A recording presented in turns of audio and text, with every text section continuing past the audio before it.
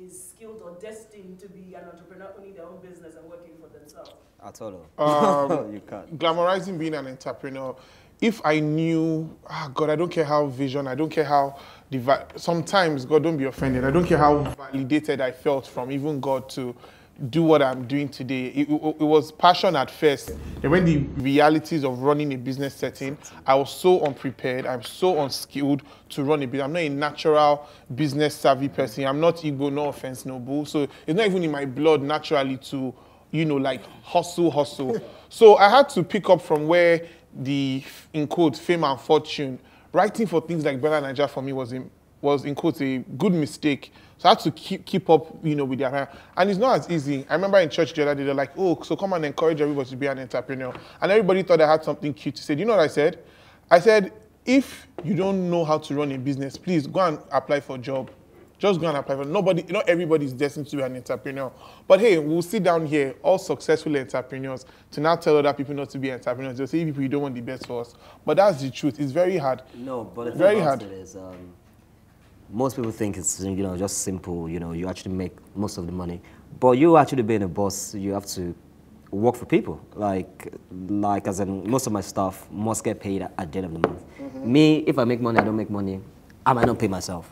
Exactly. So yeah, it's not as simple as people make it seem. I see it as okay. So if we look at the economy as a whole, and we see the economy as a car, and we look at the people who pretty much are the carburetors and the other parts of the car that put the car together, the drivers are the entrepreneurs. There's been a common say that has been that people say, okay, no 9 to 5 has ever made it to Forbes list. No regular salary earner has ever made it to Forbes list. And things, ambition has grown from where we started from to where it is now. Being an entrepreneur is actually the new cool. But I also think that the problem with the new cool is everybody wants to be cool. Let me explain what I mean, right? So, as an entrepreneur, you own a business.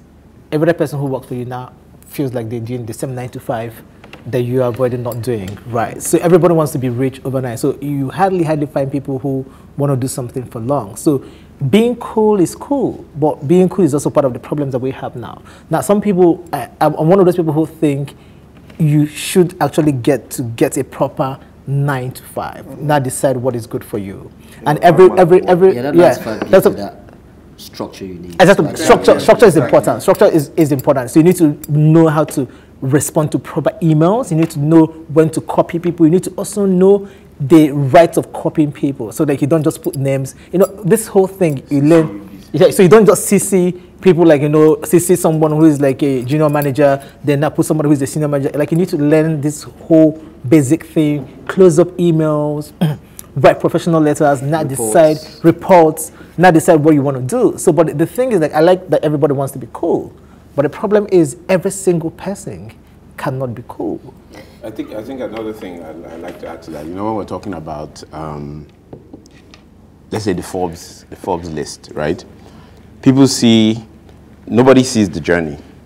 They just see the finished product, right? Yeah. What they don't know is that all the people who most of the people who are successful who made it to the Forbes list were at some point an apprentice to somebody else. Exactly. They were a junior manager to somebody else. They were an entry-level staff to somebody else. They were a C-level staff to somebody else.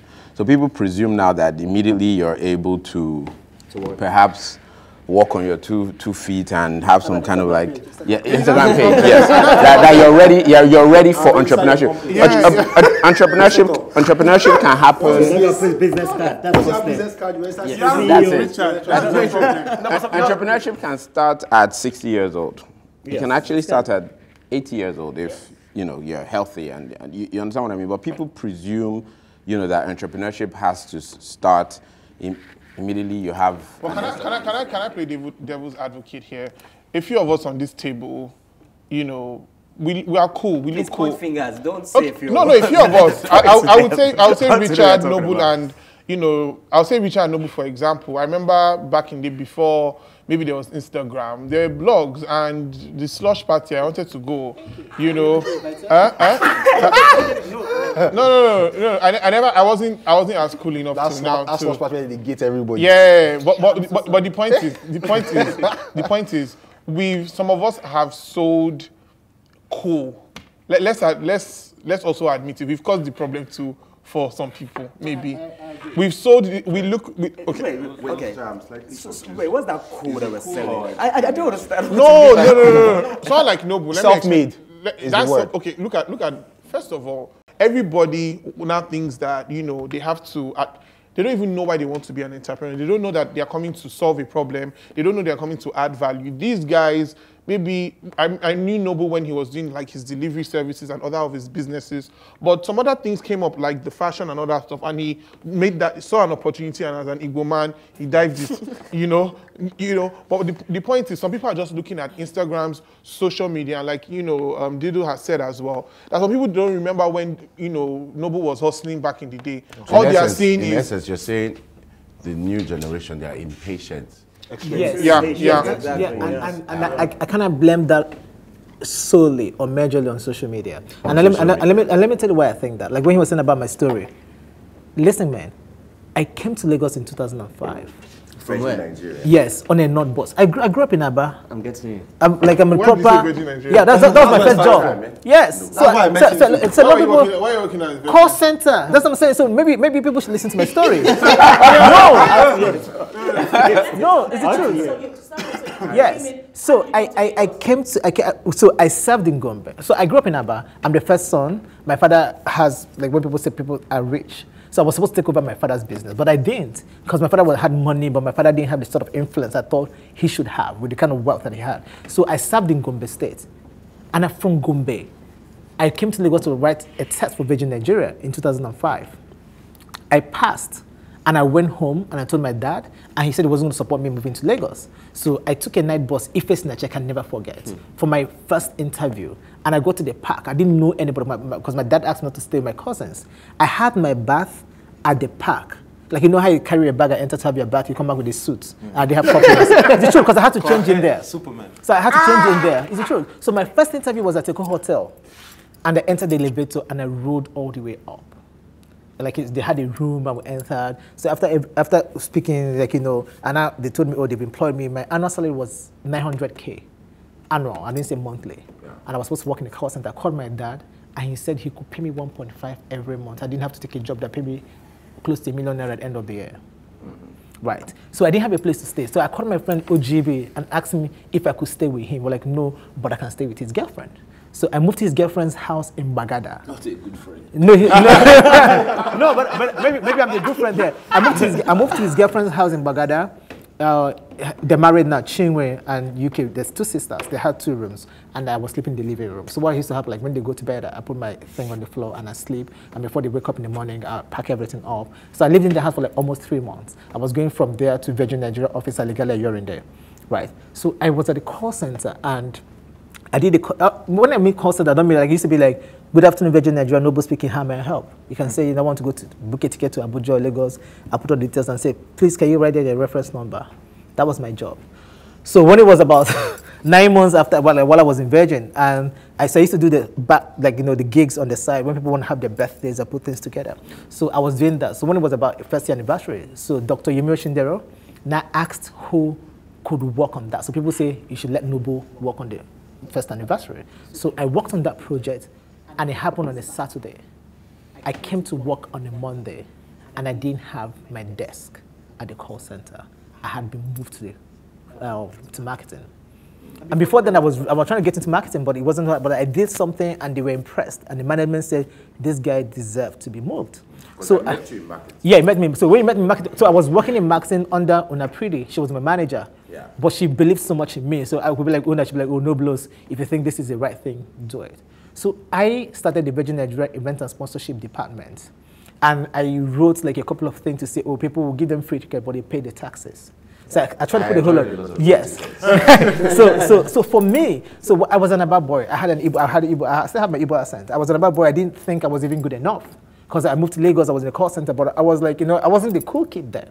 But where I was coming from, I could have been seen as a cool kid because I had a car, I had a car in school, I had a car doing my youth service, but Lagos was too big and was a totally different ball game. So when I moved to the call center, right, when I moved to the marketing, I started doing things, and that was when I met people like Tola, Debanj, Don Jazzy, and everybody who were in the entertainment industry. So we only had Facebook. There was no Instagram. and there was no Twitter at that point. So no matter how popular you think listen, you have to be very cool to be able to cross over to the Facebook cool. So it wasn't easy. It wasn't just by having pictures to post. Now, I did that, and I gave the Banj his first major endorsement with Virgin. Right. Now, I was doing this whole thing on the side while doing the job, and I started writing on Facebook. Now, when we talk about Bella Naija gave me my first writing gig, because I also didn't think I was good enough. So I used to write on Facebook, people would leave comments, they were like, oh my God, such a good hand, like, that kind of thing. Then Bella Naija wrote me in the inbox to say if I want to write for them. I printed it out and I framed it. I was an ABBA boy. I didn't think I was good enough. So I did the event and sponsorship department, and the Banj and Don Jazzy called me for a meeting and asked me if I could do an A&R for them on the side. So I was doing my Virgin Nigeria job. I was doing PR for Don Jazzy, the Banj, Mohit, the entire Mohit crew. I met you with the Banj. Yeah, it's so we keep doing that, but also found out that I could organize parties. So I started doing side gig at Sweba. A lot of young people don't even know where Sweba is, but we used to no young person knows what Sweba is. I started doing gig on Sweba. Right? So it was me. So it was just me trying to get all the things that I need to do to make my money long. Because I knew for me to be able to compete in Lagos, I need to make my money long. So I moved from Bagada to a BQ in Ikoyi, owned by a general. So it was a general's house. One is 9 p.m. if you're out, to sleep there. So my hustle was to do all the things I want to do on the side and be able to also get home on time. So while I was working with the Banj, I had a meeting with MI, who said he's seen what I was doing with the Banj and he wanted to know if I can do anything for him. So I worked on MI's first album. I designed the graphics for MI's first album. Talk about it. Yes. So if you go behind the CD, you can see credit on board. So I've been hustling for a long time. So I did MI, I worked with the Banj, I worked on Banky W's second album in Nigeria. As a matter of fact, as a matter of fact, by the grace of God, at the time, Banky was doing the remix of Lagos Party. He wasn't as cool with the Banj. I took that CD to the Banj and Don Jazzy for the Banj to voice on the remix of Lagos Party. Wow. Yes. So for me, I think my definition of being successful is being able to get to a certain level, and my eyes are big, my dreams are humongous. So I think for me, that's the drive. I've been exposed to a certain life, a certain lifestyle, setting goals. So for me, the drive is humongous. There's always the next level. So when people say, some people say, I think you're successful, for me, I don't even think I've scratched the surface.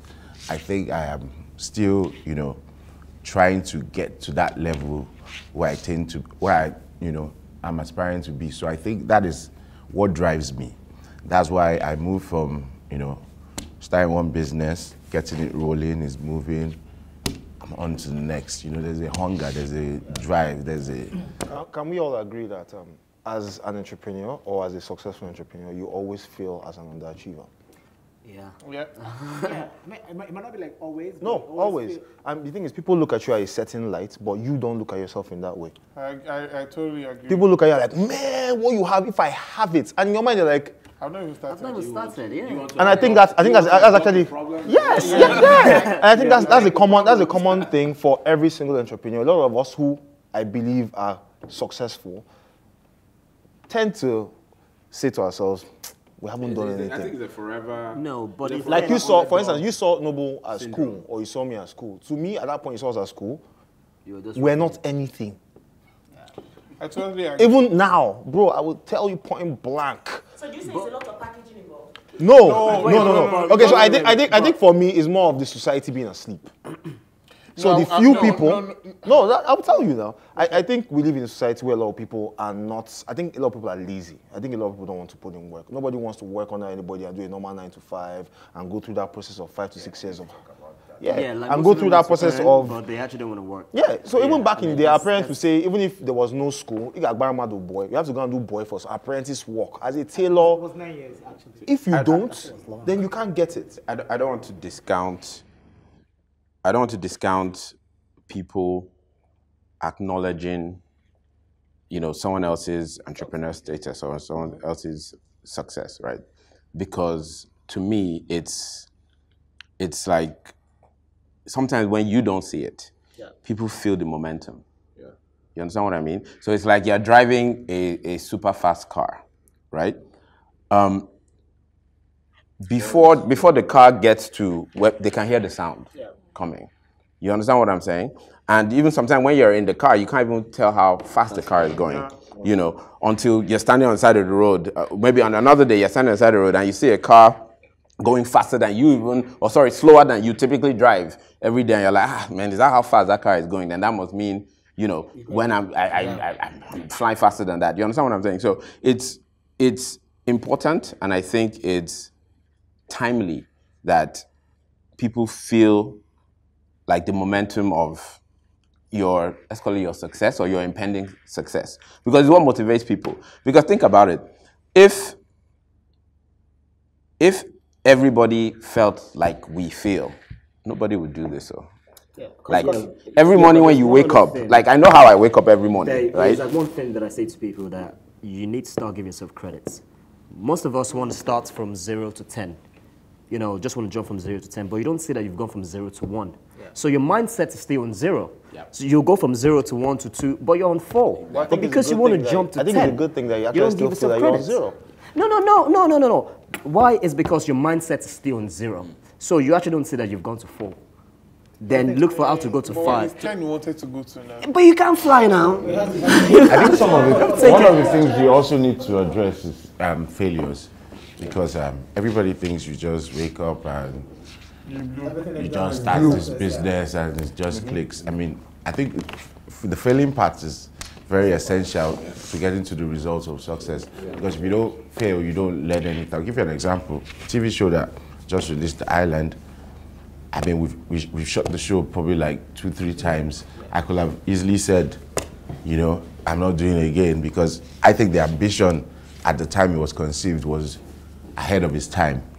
However, he kept pumping money in, we kept shooting it all over again, and thank God now it's on, and probably the most successful series on TV. Because I think even when recently I've been going to a lot of universities and having talks with a lot of undergrads, and I've been saying to them, say, okay, you know, what do you think, what would you advise? And I say to them, fail as many times as you can. Because every single time you fail, you get one step closer to success. I don't think anybody can get anywhere without failing a lot of times. Everybody here who will say today that they are successful probably have more failures than they have succeeded. Your success is probably just one thing, or a couple, or something that put you there for you to do something else. But a lot of failures have come in between. I have run clubs that didn't even get 2 people. And nobody ever heard about it. But the thing is, every time I failed, I learned something new. Every time something was going on, I looked at Noble, I saw what Noble was. Noble was doing something a little different. His way of inviting was more one-on-one marketing. He was building press. No, but I'll tell you. No, but everybody learns from everybody. For us, it was, when we started, it was different. There was no social media, there was no online. It was based on the fact I know you have to landline. Even after they lock it, you tap 0 or 0 I know what's amazing. People are actually also learning even from your failure. I'll give you an example. There was one of the first meetings I had in the States about music. I think it was with Universal or one of those companies, and they were talking about Storm Records. They were talking about our model then. You know, how we sign an artist and it would be a 360 deal, and all of a sudden, you see everything in America now is 360, 360. Yes, it is. Everything the company was actually called Storm 360. So it was a model that they actually looked into. And what happened was, when we were doing music here, there was no distribution. So the sensible thing to do was you sign the artists, you sign the image rights, you sign them as a whole. So when piracy hit America, they had to look at a model that had worked before. And Storm was one of the models that looked like, okay, wait. You know, some guys have been doing this thing. So we were here in Lagos feeling like, oh boy, we suffer. These Alaba guys are dealing with us. But it made us think out of the box. And this is now something that, you know, even in America, they were looking at adapting. So it's always good to fail, because when you fail, it makes you think out of the box and look for. One of my failures in business, I would say, okay, so there's 2 stories to my, it's not like a proper failure, but it didn't go as well as I planned it. So, like when we're talking about, like initially when we have a conversation about marriage or whatnot, so I was dating someone, but because I had a business that was internet based, her mom didn't see it as a business. Yeah, but it's the truth. Like, I had, like, he owns 360 Nobs, he does things in the club. No, but the thing, that's what I'm trying to say. Yes. So my hustle, don't worry, forget about it. No, my hustle is online thing. But the thing, it was online, it was an Igbo woman, she stays in Onitsha. I say, Kehone, which means what does he do? Like, he owns a website, 360nobs.com. Oh, where's his office? Like, sometimes he work from his house or whatnot. And she was like, about work. So, and I had little money. So I had a little money. So what I did now, I rented an office and I started 360 delivery. A lot of people didn't know. It was just because I wanted to have something solid on ground. I remember your office. Yes. So I bought bikes. Yes, I bought bikes, I bought cars. And the good thing is, like, I made the money for those things from my parties. So it was easier because, I didn't have a rich uncle, anybody who gave me money. So I make money from clubs and I put it into different businesses. So what made 360 delivery not go the way I planned it was the government. So you buy bikes today, the government was the last government, and we're like, 200cc, you buy, they were like, oh no, this one is not good enough, and whatnot. So you have to sell everything back to the north, buy power bikes, try to maintain, oh, these power bikes, Brothers are using it right now, so you have to buy something smaller. So I sold up what I could sell, and I now put some of the bikes back into companies, for companies to use it at delivery, for their delivery services. So it didn't really go as I planned it. So sometimes when I look back and see things like God is good and whatnot, I'm like, oh my God, like I had this plan, I wanted to do it. But it wasn't because, so it didn't go as well as I planned it, but also the government made it a failure for me. But also didn't start it because I was so interested in the business. I started it because I wanted to have something solid, and my mother-in-law could be like, yeah. Well, like the way I see failure to me is not really you've done something bad. It's just you're not doing it the right way. Like, why don't you look at what you were doing and change it and see how you can do it the right way? That's how I see failure. I'm not someone that, it doesn't go according to plan, and I beat myself up, sit down, and No, me, I beat myself up. I just, like there is no point, because you just pull yourself down. If you smile every time you feel much better. No, what happened to me was, I had this good, like, uprise, I had started, And the fame so it was it wasn't fame, no. Was it shocking? No, it wasn't fame. I had this good rise, and I was still comfortable, even if I didn't have a job, I was living with my grandparents, I was okay. I was all right. I was making just enough, then small things here and there. But by the time business started getting serious, and I had to move and start running things by myself, and now I lost like 1 or 2 important clients. Like everything that could go wrong started going wrong. And my kind of business, it wasn't because I couldn't cook. It's just that it was just a really terrible patch. And there was no structure, obviously, that didn't help with maybe finding new clients and, keep the brand like in people's. I was just always waiting for my phone to ring. And my phone wasn't ringing. Wow. That bad patch period actually felt like that was the end, to be honest. I thought, this whole Chef Rex situation has been great. It's been good. I would still cook. At least I'll sit there in my grandfather's house. I would probably beg him to be cooking for him. Or, something small, but this in quote, fame and fortune was good while it lasted. I considered that. But like I kind of mentioned earlier on, I really felt like, because when I wanted to do this thing, I did a lot of praying. I was just like, God, I'm going to do this thing that is so different, so unique. Yes, so I can cook, but like my mother used to say back in the day, what would people say? You want to cook? My mom used to call me Misuya back in the day. She hoped that maybe one day I would get out of it, and I'm now in a bad spot. So so many of the fears came to mind. But I think what kept me going was a friend of mine, Dupe actually. She called me and I talked to her that, this is what is happening. And she was just like, you'll be okay. I think, she even said that she felt like God was preparing me for greater. So I needed to get out of this comfort zone that I was. I was just like, but dude, why are you preaching to me? I'm going through a bad spot. But she was just like, that's her own 2 cents, but I'll be okay. Also, my landlady, I couldn't move into the place I rented for business for 1 year. That's how bad it was. I'd paid rent. I started renovating. The builder, like, I kept using the word, I won't use that word very strong, but it just really screwed me over with my money. He didn't help me manage my money at all. And it came from a trusted source. So I was broke, no business was coming in, and I couldn't move into where I rented. This was the big move. I was progressing, but it was like I was taking 10 steps backwards. But I remember my landlady just said, "You've not moved in for 1 year. You know what, just come. When you move in, everything will start picking up small. Old woman like this. Guys, I used 25K to clean that house. And I got mattress from my house, my old bedsheets from my grandparents' house. And that was how we started. I started with one cooker. And that was it. And I think one thing that also kept me going was just that I just knew I was destined for this. I know how to cook. I knew how to cook. That this will pass. I wasn't sure of the time, the reality of not being able to move and all that really hit me for 1 year. But I think what happened was, I think my testimony, so to speak, is the fact that what my product was good.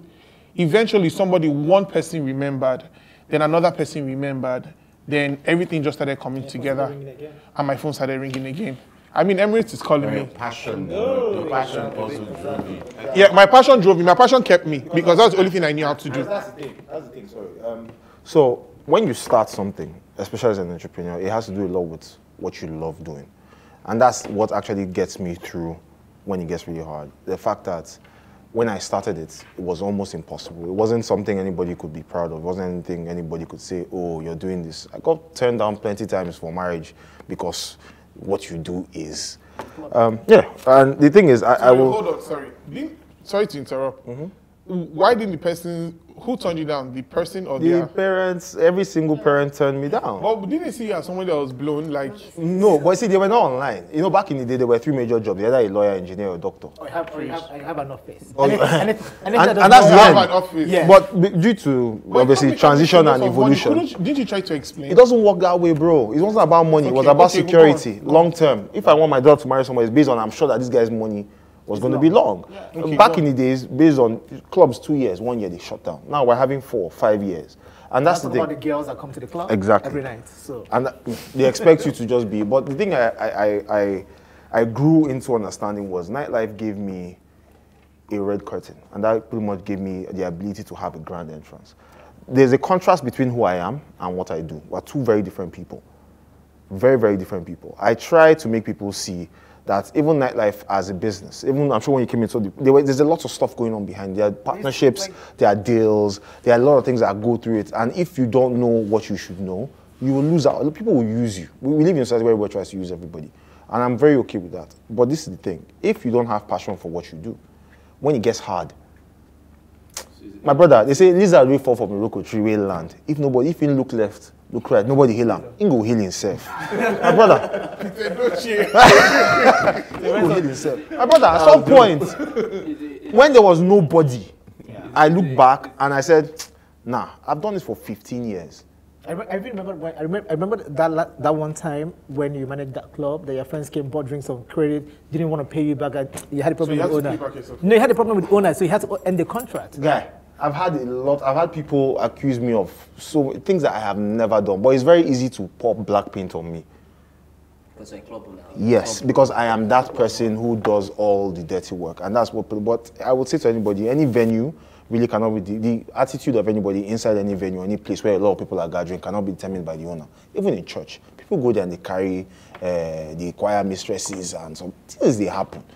I built a club not to get people drunk and misbehave and do drugs but it was supposed to be an event for people to come, have good time, have an amazing time, go home. People tend to do what they want to do, no matter the square you put them in. You can't determine. But this is the thing. When it got hard, the more nobody believed, the more I believed.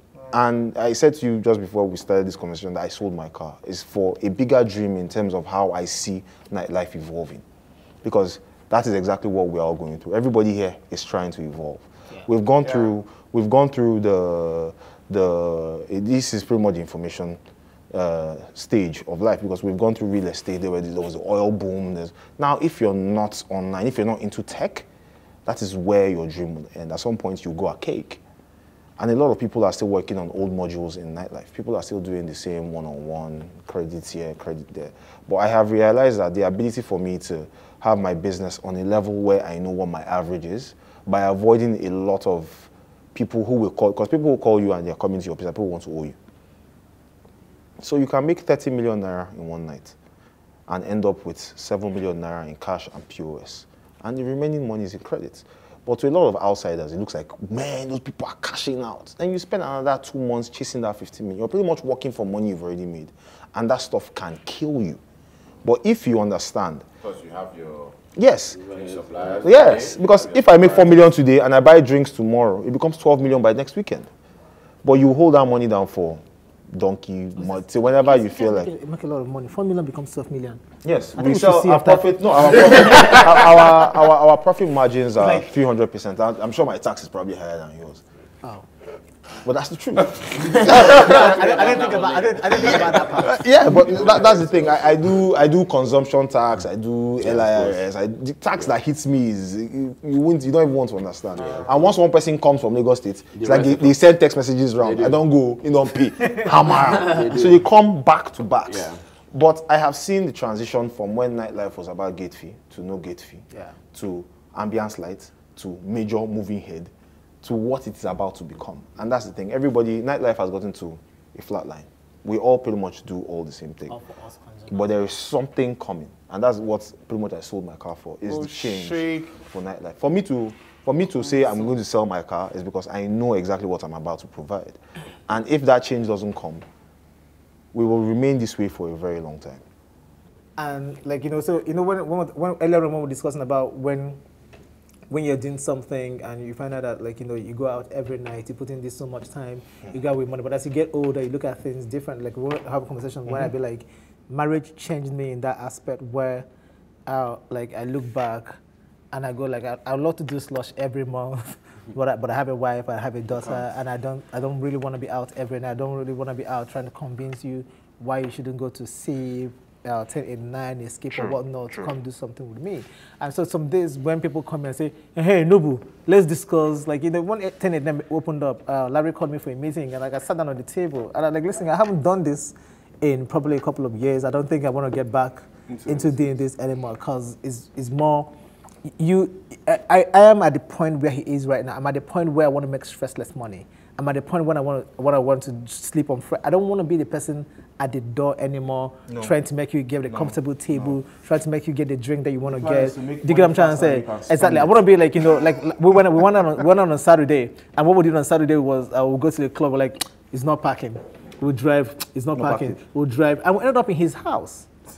Just like, ended up in his house, went to go and buy noodles at about 4 a.m. We sat down and we ate it on Saturday. And after whatever, I ordered my Uber and I went home. But before then, I would have been the guy who is trying to convince Didos to, I'll do this, I beg. Just come chill with me. You go pop, you go pick up at some point. So at some point when you look at it and you find out that people are making money off social media and digital and whatnot, it will be a shame if you're trying to force yourself to stay back from where you were before this whole thing became what it is today. So what we'll do, like, so as an able man, you also look back and say, listen, man. You're your able man. Yes, I know, but it's inbuilt. I'm sorry. We know how to hustle, but in which way we go hustle reach, that thing will not kick in. Say, bros. People go like, what do you mean? Like, if people say, they like my door. Sometimes I dress up, take pictures in front of my door, and I go back home. That door has its own value. Sometimes I dress up, take pictures in front of my door, and I go and I take out 2 things. It could be like a hat, it could be like a shoe. But can I ask you? Yes. Can I ask you? Have you ever taken a picture of the door, gone back, changed, come back, take another picture, gone back, take another picture? Have you changed outfits for that door? So it depends on what I'm doing. No, I'm going to ask, have you changed your outfit for that door? It depends on what I'm trying to sell. That door is as popular as Noble. It depends on what I'm trying to do. So it depends on what I'm trying to sell. I used to do the door to tell, even when I have to talk with people, to tell people you can sell anything that you want to sell if you're consistent and you're dedicated to selling that thing, So takes the pictures. My security guy takes the pictures. His name is Friday. It's the truth. His name is Friday, and what I do is I tell. I teach him what to do. I tell him settings, where to stay, how to angle, so like at the beginning I used to like say, so can you see how I've cut off this end? Have you seen, there's a line where we hang close at the end of the other way part of the door, but then make it out there, stick the door like the cars in the house cannot show except like it's necessary, like you have to align it. So, because you want the door to be the focus. See, it's like work.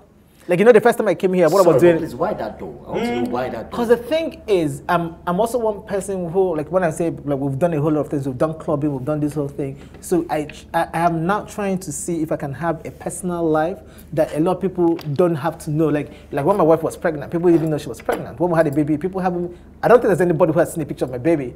That is nowhere online. It's because I also have to tell myself that it can be in the public, but also have like a personal life. Exactly. So the reason why the door is that the door leads into my house, but this is where this ends. This is where it ends. So like, you know, so everything, yes, everything starts from the door. Like, so the door is like the last place. So I'm always carrying a bag, which is the same bag I have here. So it's when I get to the door, I say Friday. I give the Friday the phone. He takes the picture, and I check the best one when I'm in the car going to work. So that's actually the last place that I see before I leave. So when you talk about taking pictures of the door and going back to change, yes, if I'm trying to create something to tell people I'm in Lagos when I'm not in Lagos. Does that make sense to you? So if I'm working for a client, maybe I'm in South Africa and I know that I've been in South Africa for 1 week, but I don't want to give anybody the impression I'm in South Africa. So I post pictures that feel like that is me being that, like, you know. But this is this thing not stressful? No, but it's work. It's what you have to put in. I think what Noble is explaining is he's using social media the way it's supposed to be used. He's being specific. He's controlling it.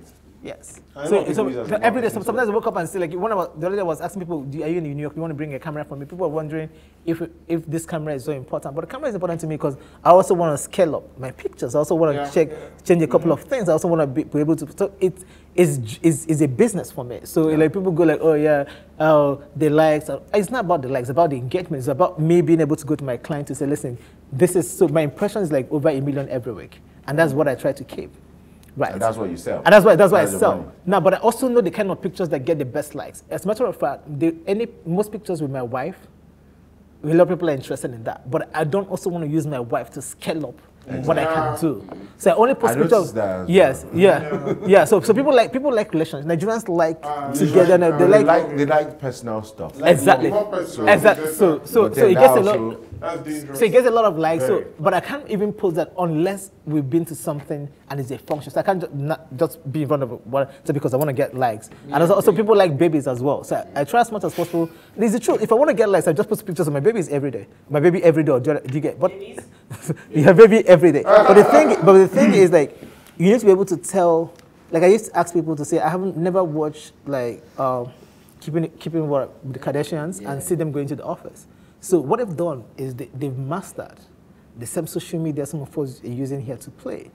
And they find out, listen, I'm not going to have this traffic for the rest of my life. So while I have this is how I'm going to harness the traffic to get every single thing that can get from me. Do you understand what I'm saying? And I think just to kind of like, you know, buttress what you're saying, there's that passion for what you want to do, but there's also that long-term consistency of purpose. And that's what kind of like separates, you know, the people who just glamorize entrepreneurship versus the people that are actually working at it, you know, because... But, a lot of people who are watching this are wondering, who is this guy wearing glasses? So maybe you should actually come from the back. Please, can you please tell us? People like he's wearing white shirt, like he's like their pastor, he's like the moderator. I'm all of them put together. No, Tell us. I'm you're a fun engineer. I'm a parallel technology entrepreneur. So I've cut my teeth from biotechnology to info technology, now fintech.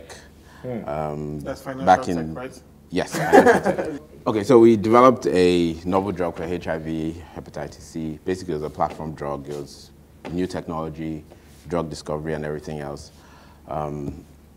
Won a Bill Gates grant in 2008 for global health. Got some venture capitalists into the company, big name scientists from Merck and other leading pharmaceutical companies.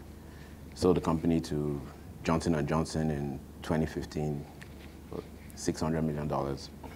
Wow.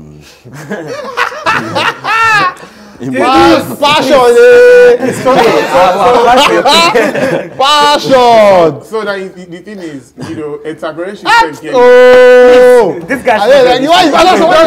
Please, this is shameful, Kemi. You can't do it. I beg. You know, moved into my BQ on Lekki beachside. I said, you know what, let the real hustle, you know, begin. I think I must have ran through all my money in like a month and a half. When my father was a governor, I was in the States. I used to work in Starbucks. I used to work at Club Monaco. There, I sell jeans and stuff. My father cut me off as soon as I finished from school. I'm done.